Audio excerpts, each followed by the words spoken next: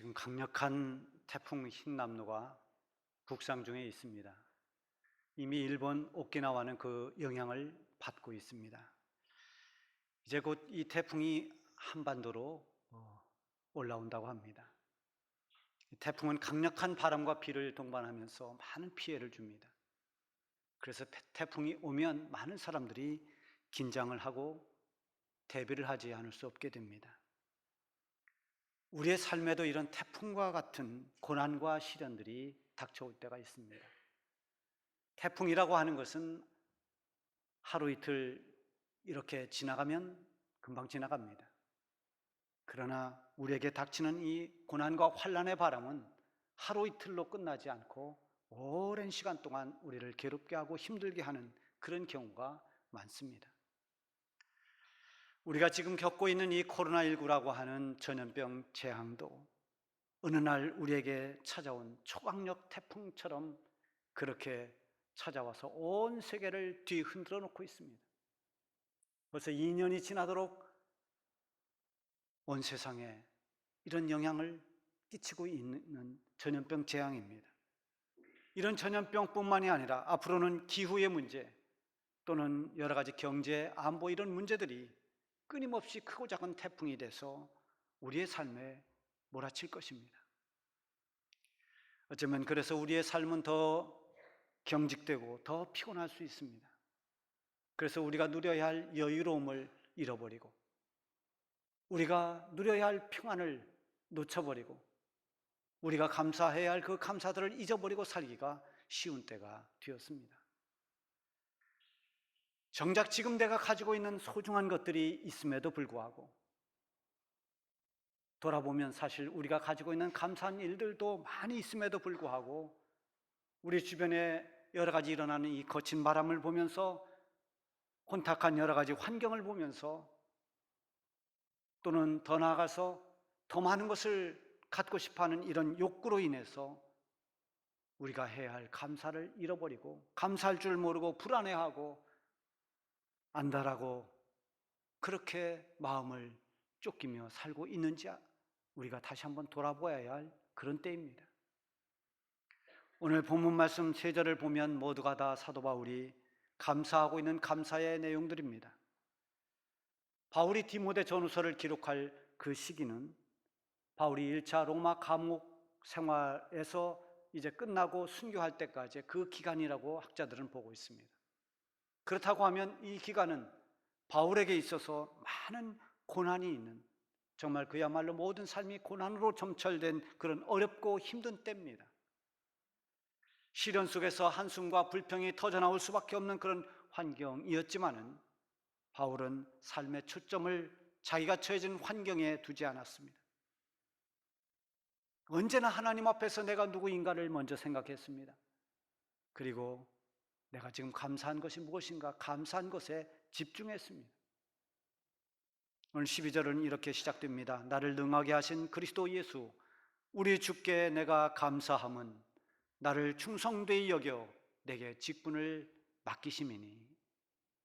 나를 능하게 하신 주님, 나를 나되게 하신 주님, 바울이 주님의 사도가 되고 밖에 속에서도 사도로서 복음을 전하는 복음 전도자로서 힘있게 그 일을 감당할 수 있었던 것은 그에게 힘 주시고 능력 주신 주님 때문이라는 고백입니다. 그와 함께 바울은 주님께 감사하고 있습니다. 그 감사의 내용이 무엇인지 보도록 하겠습니다. 먼저는 나에게 직분을 맡겨주신 것을 감사하고 있습니다. 바울이 우리 주님으로부터 너는 사도다라고 너는 직분자다라고 임명장을 받은 것은 없습니다. 그러나 바울은 확신했습니다. 주님이 나를 불러주셨고 주님께서 나에게 사명을 주셨다는 이런 확신이 조금도 흔들리지 않았습니다.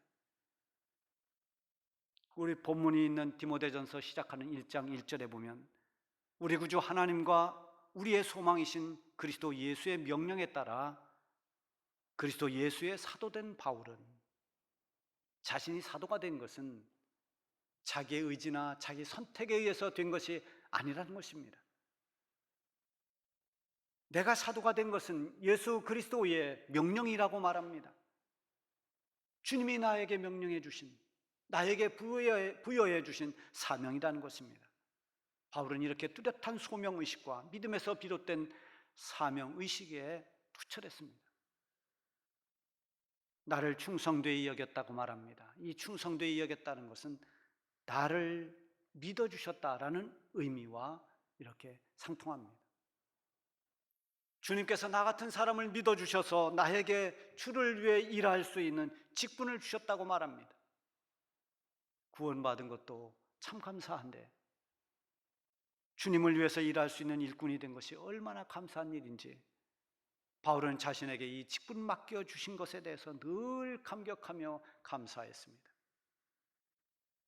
교회가 부흥하고 복음의 역사가 정말 놀랍게 일어날 때의 특징이 뭔가 하면 각 교회의 하나님의 일꾼들이, 말하자면 교회의 직분자들이 사명감이 뜨거웠다는 것입니다. 하나님의 교회에서 직분을 받아서 주님의 일꾼으로 세워질 때 감격합니다. 내가 주의 일꾼이 되다니. 그래서 임직을 받을 때 안수를 하면 눈물을 흘리는 사람들이 참으로 많았습니다. 그리고 그것을 귀하게 여기면서 감당했습니다. 그런데 세대가 점점 이상해지면서 언제부터인지 일꾼으로 세워지는 것을 부담스러워하는 사람들이 점점 많아지고 있습니다.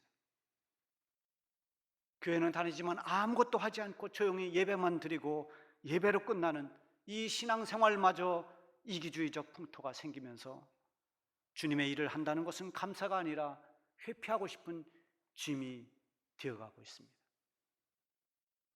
주님의 일이 주어졌다는 것은 교회 교사로서 또는 찬양대원으로서 이런저런 역할로 봉사하고 주를 위해 일할 수 있는 이 직분이 맡겨졌다는 것은 하나님의 일꾼이 되었다는 것이요, 하나님께 쓰임받고 있다는 것입니다. 여러분, 세상의 일은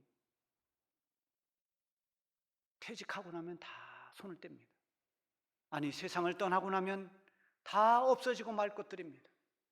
어떤 일을 했든 어떤 직업을 가졌든 다 마찬가지입니다. 그러나 주님의 일꾼이 되어서 주를 위해 일한 것은 하나님 앞에서도 기억이 되는 것입니다. 상급이 있고 위로가 있고 영광이 있습니다. 행한 대로 갚아주시는 하나님의 상이 있습니다. 하나님은 상 주시는 분입니다. 히브리서 11장 6절에 보면 하나님께 나아가는 자는 반드시 그가 계신 것과 그를 찾는 이들에게 상 주시는 이심을 믿어야 할지니라. 하나님은 상 주시는 분임을 믿어야 한다. 누구든지 믿음으로 말미암아서 다 구원은 받습니다. 그러나 상급은 다릅니다. 상급은 행한 대로 받는 것입니다.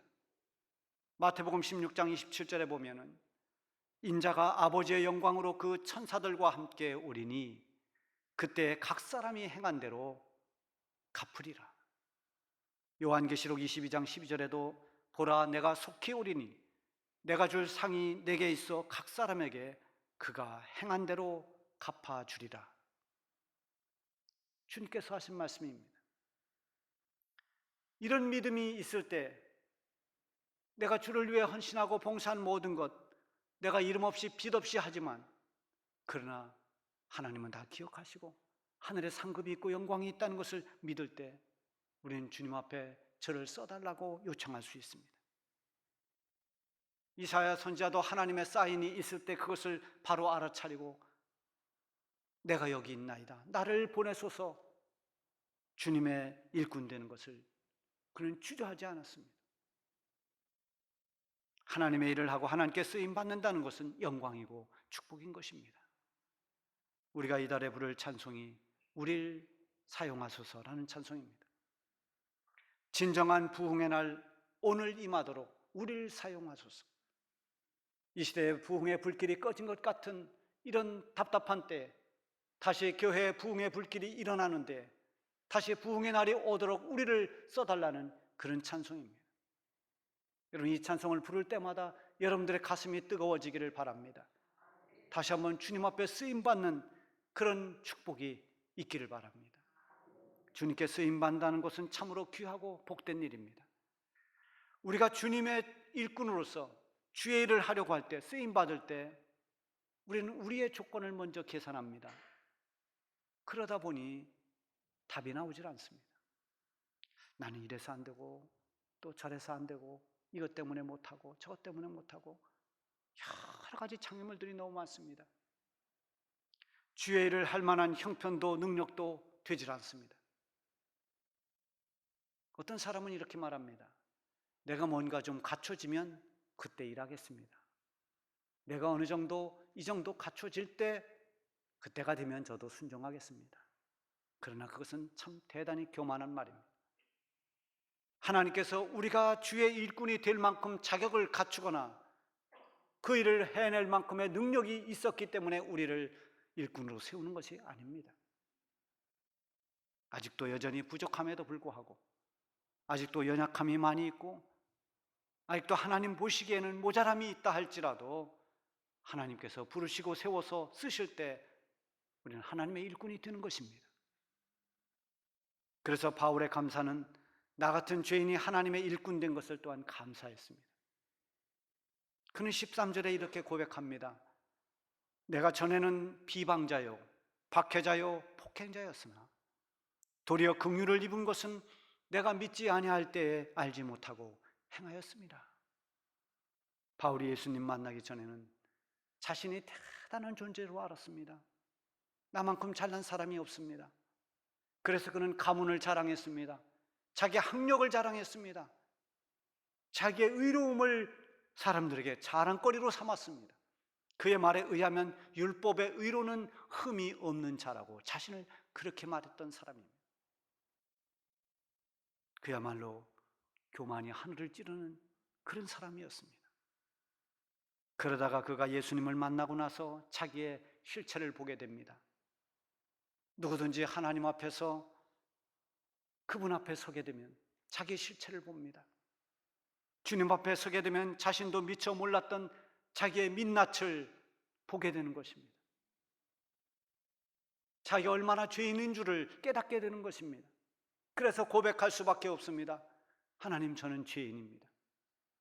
주님을 만난 사람은 다 나는 죄인이라고 그렇게 고백합니다.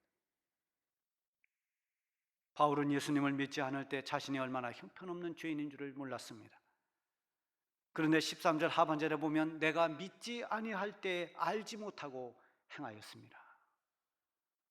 인간에게 있어서 가장 큰 문제는 무엇일까요? 어떤 사람은 죽음의 문제라고 말합니다. 그건 마지막 최종의 문제이기 때문에. 그러나 죽음의 문제보다 더 큰 문제는 죄의 문제입니다. 죽음보다 더 큰 문제가 바로 죄의 문제인 것입니다. 죄의 문제는 해결하지 않으면 죽음으로 끝나지 않습니다. 죽음 후에도 죄로 말미암아 영원한 멸망에 이르게 됩니다. 죄의 문제를 해결하는 길은 예수님을 믿는 것밖에 없습니다. 믿음이 아니고서는 구원을 얻을 길이 없습니다. 믿음으로 우리 모두가 구원받는 것입니다. 이것은 하나님의 약속하신 약속이요 복음의 핵심입니다. 누구든지 예수님을 믿으면 멸망하지 않고 영생을 얻을 것이라. 그런데 믿지 않으면 죄사함 받을 길이 없습니다. 그러므로 믿지 않는다는 것은 여전히 죄 가운데 있는 것이고 죄 문제를 해결하지 못한 것입니다. 믿지 않는 그 자체가 이미 죄인 것입니다. 동시에 믿지 않으면 영적인 눈이 감겨 있고 영적인 귀가 닫혀 있기 때문에 하나님을 알지 못합니다. 하나님의 뜻을 분별할 수도 없습니다. 하나님의 말씀에 더더군다나 순종할 수도 없습니다. 영적 무지는 영혼을 파괴하는 데 이릅니다. 그래서 하나님 앞에 마음대로 행동합니다. 오만하게 행동합니다. 하나님을 무시하기도 하고 하나님을 거역하기도 하고 하나님 존재 자체를 무시하며 살아갑니다. 바울이 예수님을 만나고 믿음의 눈이 열리고 나서 비로소 자신이야말로 얼마나 큰 죄인인 줄 알았습니다. 나는 비방자요, 박해자요, 폭행자였다고 그렇게 말합니다. 오늘 본문 다음에 나오는 15절에 보면 나는 죄인 중에 괴수라고 그렇게 고백합니다. 그렇게 죄가 많고 못된 사람이었는데도 불구하고 우리 주님께서 자신에게 긍휼을 베풀어 주셨다는 것입니다. 그리고 그 긍휼을 힘입어서 죄 사함을 받고 거듭나게 된 것에 대해서 감사하고 있는 것입니다. 여러분, 이것은 바울의 감사만이 아니라 우리도 다 마찬가지입니다. 우리도 예수님을 만나기 전에 다 죄인들이었습니다. 허물이 많았습니다. 그런 우리를 주님께서 택하고 부르셨습니다. 그래서 예수님으로 말미암아 죄 사함 받고 구원받게 하고 하나님의 자녀로 살게 하신 것입니다. 이것이 언제나 우리의 감사 제목이 되기를 바랍니다. 끝으로 바울은 주님의 은혜가 풍성했다고 하면서 감사하고 있습니다. 14절에 보면 우리 주의 은혜가 그리스도 예수 안에 있는 믿음과 사랑과 함께 넘치도록 풍성하였도다. 여러분, 구원받은 거 얼마나 감사한 일입니까? 주님의 일꾼이 됐다는 것도 참 감사한 일입니다. 근데 평생 동안 주님이 우리에게 은혜를 주십니다. 주님은 우리를 용서하시고 구원받고 하나님 일꾼 되게 하시고 하나님의 일꾼으로 부름받은 그리스도인으로 이 땅을 살게 하시는데, 이 땅을 살아가는 동안 끊임없이 우리에게 베풀어 주시는 것이 바로 은혜입니다. 여러분, 은혜 없이 살아갈 수 있습니까? 우리 모든 성도들은 주님의 은혜로 살아가는 것입니다. 바울은 그 은혜가 믿음과 사랑과 함께 넘칠 정도로 풍성했다고 그렇게 말합니다. 풍성한 주의 은혜를 감사하고 있습니다. 여러분, 우리가 풍성한 은혜가 있었다고 말하면 그저 모든 일에 기쁘고 감사하고 좋은 일들이 많았다, 이렇게 생각하기가 쉽습니다. 그러나 그것과 상관이 없습니다. 우리의 삶이 어떻게 되었든 그 가운데 여전히 주님의 은혜가 풍성했던 것입니다. 사실 바울은 맡겨진 사명을 감당하면서 엄청난 박해를 받았습니다. 다메섹 도상에서 예수님 만나고, 그리고 너는 이방인을 위한 나의 택한 그릇이다 해서 이방인을 위한 전도자로 사명을 받습니다. 얼마나 가슴이 뜨거웠겠습니까? 이제부터는 내가 변하여 새 사람 됐으니 주를 위해 살겠다고 그렇게 결단하고 두 주먹을 쥐었을 것입니다. 그런데 예루살렘 교회는 그를 받아주지 않았습니다. 그를 인정하지 않았습니다. 사도 바울이 아마도 저렇게 위장을 하고 위장 전략으로 우리에게 접근하는 것이다, 그렇게 오해했습니다. 과거에 그가 행했던 일들이 너무나 악하고 그리스도인들에게 몹쓸 일들을 많이 했기 때문에 쉽게 바울을 이해하는 사람이 없었습니다. 그래서 그는 고향 다소로 돌아가서 집과하는 시간을 보내야 됐습니다. 저 이방 지역인 안디옥 지역의 안디옥 교회가 날마다 주의 은혜 가운데 부흥한다는 이야기를 듣고 예루살렘 교회가 한 사람을 파송합니다. 그렇게 해서 파송된 사람이 바나바입니다. 바나바가 안디옥 교회에 가보니 그게 과연 하나님의 은혜가 충만했습니다. 교회가 아름답게 부흥하고 있습니다. 그런데 이 바나바가 안디옥에 가서 사역을 하면서 떠오른 사람이 바울입니다. 그때 당시 사울이죠. 그래서 멀리 고향에 있는 다소에 있는 바울을 찾아가서 그를 데려다가 함께 사역합니다. 자, 바나바의 초대로 인해서 안디옥 교회로 와서 이제 제대로 복음을 전하면서 자기의 사명을 감당하는 그런 때가 왔습니다. 그러기까지 10년이 넘었습니다. 여러분, 그 기간은 성경에 무슨 일을 했는지 기록이 없지만 사도 바울이 그렇게 오해를 받으면서 어떻게 보면 예루살렘 교회에 왕따를 당하면서 집에서 그렇게 집거하며 하나님의 때를 기다리고 인내해야 했던 그 시간이 10년이 넘었습니다. 얼마나 힘든 시간이었습니까? 얼마나 답답했겠습니까? 사명은 받으면서도 그 일을 감당할 수 없는 처지에 놓여 있으니 얼마나 마음을 졸였겠습니까? 이제 그가 안디옥에 와서 열심히 바나바와 함께 말씀을 가르치고 사역을 합니다. 그러다가 이제는 본격적으로 이방인을 위한 전도를 하기 위해서 이 바나바와 함께 안수를 받고 세계 전도 여행으로 출발을 합니다. 교통이 발달되지 않았던 그때 바울은 3번씩이나 아시아 전역은 물론이고 저 마게도냐 지방까지 더 나아가서 그가 가고 싶었던 로마에까지 가서 복음을 전했습니다. 정말 죽음을 각오하지 않으면 안 되는 그런 여정이었습니다.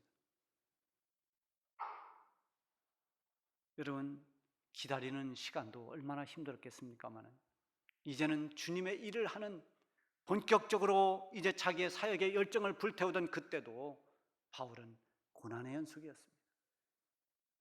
그의 고백에 의하면 참으로 힘에 겹도록 심한 고난을 받아서 살 소망이 끊어질 정도라 이렇게 말합니다.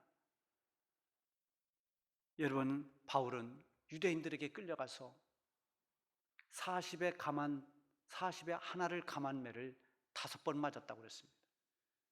그러니까 유대인들이 40대를 때리면 사람이 죽으니까 한 대를 가면서 39대까지 때리는 거예요.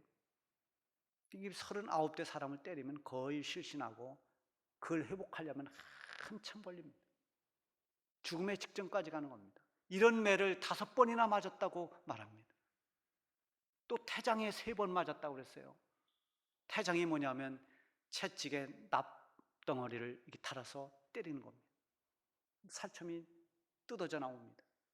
거의 사람이 죽을 지경에 실신합니다. 그 고통을 견디지 못합니다. 그렇게 태장으로 맞는 것을 3번이나 맞았다고 말합니다. 돌에도 1번 맞았다. 그 돌로 맞을 때 사도 바울이 죽은 줄 알고 밖에 내다 버렸습니다. 그런가 하면 사도 바울은 수많은 위험에 노출됐습니다. 바다를 건너면서 풍랑을 만나기도 하고 도적대들을 만나기도 하고 여러 가지 음모와 또 박해를 받으면서 감옥에 갇히기도 하고. 여러분, 사도 바울이 그렇게 평안한 삶을 사는 게 아닙니다. 이 정도면 원망과 한숨이 가득한 인생처럼 그렇게 여길 텐데 사도 바울은 정반대였습니다. 그렇게 많은 고난과 환난 가운데서도, 그 위험 속에서도 자신에게 베풀어 주신 주님의 은혜를 체험했습니다. 그 은혜를 힘입어서 오히려 그는 담대했습니다. 죽음의 위기를 많이 맞았지만 바울을 통해서 이루시는 하나님의 위대한 역사들, 구원의 역사를 그는 경험하면서 힘을 냈습니다. 바울의 시선과 관심이 고난이라고는 환경이 있지 않았고 그 가운데 일하고 계시는 하나님께 있었습니다. 그는 하나님만을 바라보았습니다. 하나님의 손길을 보았습니다. 하나님이 베풀어 주시는 은혜에 집중했습니다. 예수님을 만난 베드로가 물 위에서 내게로 오라 하신 주님 말씀대로 바다 위를 걸어갔습니다. 그러나 그는 곧 바람소리와 물결을 쳐다보고 겁을 먹는 순간 물속에 빠져들었습니다. 여러분, 우리가 이 믿음의 길을 가면서 우리의 시선과 관심을 어디에 두어야 할까요? 바울에게 보이는 것은 주님의 은혜였습니다. 가장 크게 보이는 것이 주님이었고 주님의 은혜였습니다. 다른 모든 것들은 다 그 은혜 안에서 다 잠겨버렸습니다. 바울에게 주님의 은혜보다 더 큰 것은 없었습니다. 그는 자기 사명을 다 마치고 하나님 앞에 가게 되었을 때도 내가 나 된 것은 하나님 은혜라고 그렇게 고백했습니다. 오늘 14절에서 감사로 고백하는 것처럼 주님의 은혜가 나에게 넘치도록 풍성했다고 그렇게 말하고 있습니다. 우리는 이미 주의 은혜로 다 구원을 받았습니다.